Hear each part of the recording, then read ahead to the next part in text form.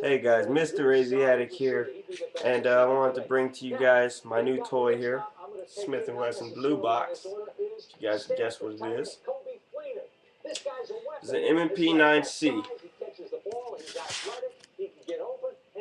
This is the new toy, and so let me start off by telling you guys what it came with. And I actually did a video before this, but I screwed up, so I decided to do it all over again, so that's why everything is open. And so let me get this started. It came in this blue box, plastic box, foam. It's also got a little hole right here so you can lock it up, which is nice. It comes with your regulars, your splint shell casing, your instruction manual, which I suggest you guys read. Join the NRA, a lock, unloaded chamber indicator, all your normal stuff. But it's something that it comes with that most other guns don't have. I'd say none of them do, but I'm not sure, so I don't want to say that. Most guns don't have. Back straps. And these are the ones. This is large, this is small. This is my wife's gun. This was my gun, and be the large one on there. I like to fill the large one. It also comes with 2 magazines, 10-round capacity because I'm in California, but you can get 12 rounders if you're outside. I'm sure you can get more than that. I actually did a test. Don't tell the government, but I actually did a little test with the Sigma with the Sigma magazines, the 10-round Sigma 40 Smith & Wesson magazines, and I can put 15 9mm in there and it'll actually fit. But of course I can't do that, so I just want to see.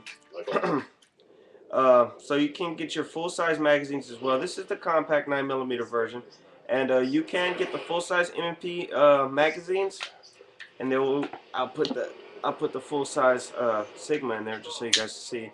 But it locks in there, so it works. And they have an attachment, so it'll make it basically a full-size grip, which is nice.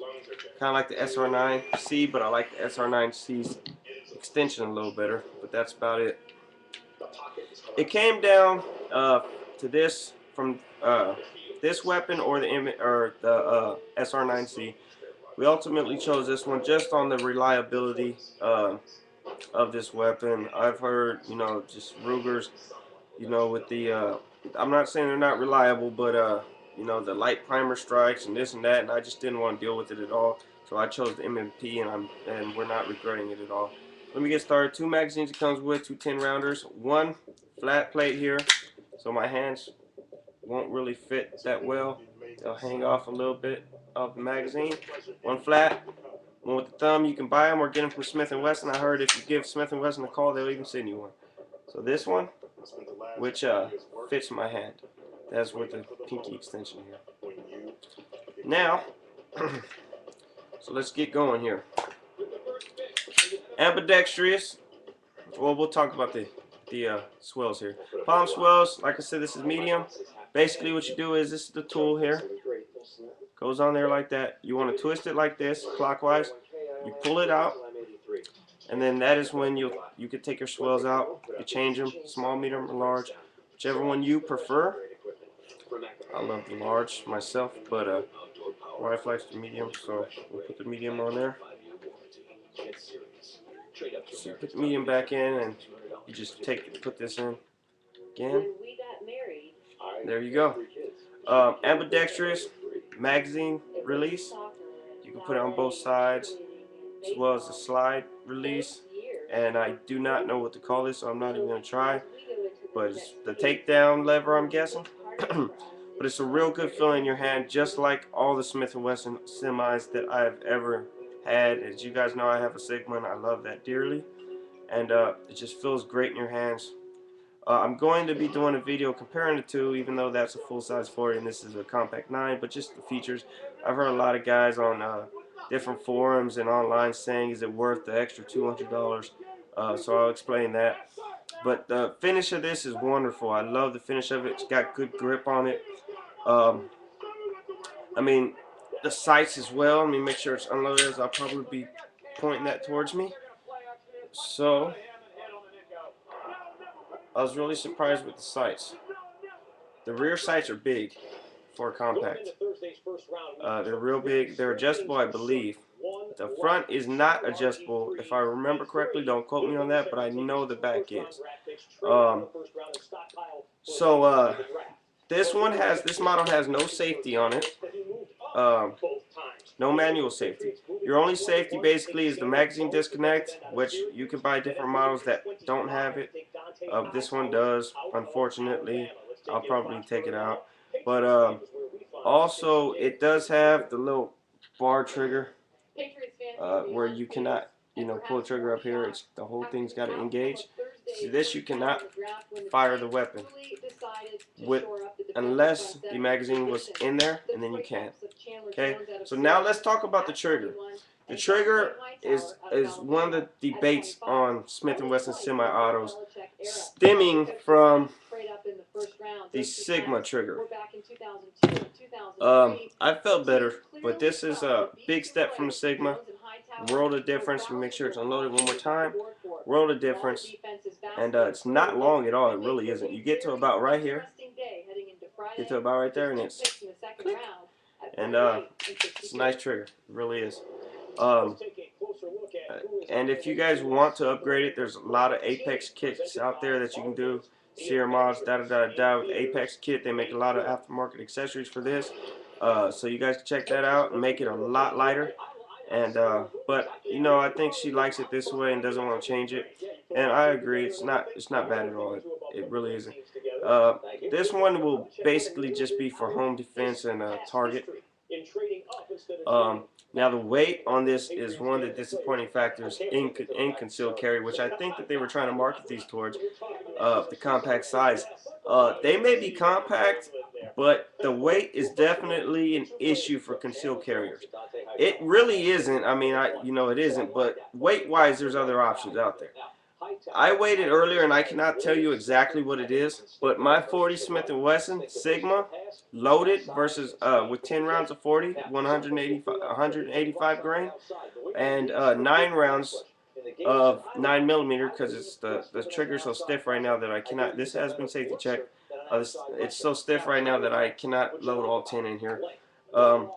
But loaded versus loaded, the Sigma only weighed about an ounce more.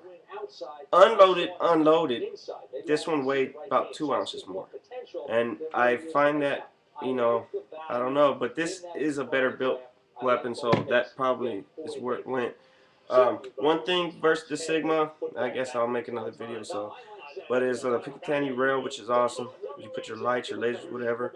Metal guide rod is important for me. It makes me feel a lot better in the weapon, and so I mean, other than what I've explained, it's a wonderful weapon. I definitely recommend it. I do not regret it. Let me take this mag out and let me show you guys how to take the weapon out. So like I said, for the palm swells, you want to turn that clockwise. You want to pull that out there. Definitely make sure the gun is unloaded. My webcam here sucks, so there's a little metal part in here. You guys might have to look it up or look in your manual. There's a little metal part out there. Use this to pull that out there. You don't really need this. You could use a toothpick or something like that. But so you pull that out there.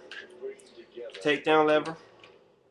You want to keep this. You want to put it down like that. You got to hold it. Pull, slide forward. There's your gun out. There's a spring here. Looks like most for you Glock guys and those that own Sigmas, pretty much the same thing. Your spring there, there's your barrel there, and there's your insides. You can tell Smith & Wesson did a good job with these guns versus the Sigma, and the craftsmanship in these are a lot better. It's a stainless steel slide, and there's your insides there. Cleaned it earlier when I first got it, oiled her up, and put it back. You want to takedown lever straight down like that, and